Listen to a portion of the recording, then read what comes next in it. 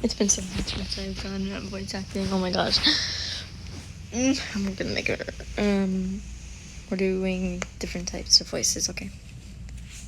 Hello, dear. Would you like afternoon tea? Huh?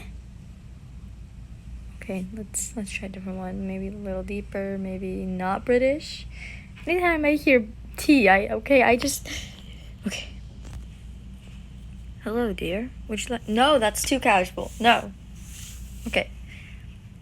I'm literally having a panic attack over a freaking fictional character that I don't even know anything about. Anyways, I don't want to. Actually, you know what? We'll just stick with that one. Okay. It sounds like hot. Okay. I don't want to. I don't want to do any other voices. Sir, do you know? Stop doing British voices. Maybe do an Aussie accent, eh? Everything is a question, eh?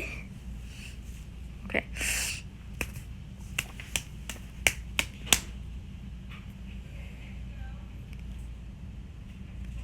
Sir, do you might have known where Natalie might have gone? That's the best we're doing, and that's the only thing. That's what you're getting, okay? Okay, I'm done stopping myself. Goodbye.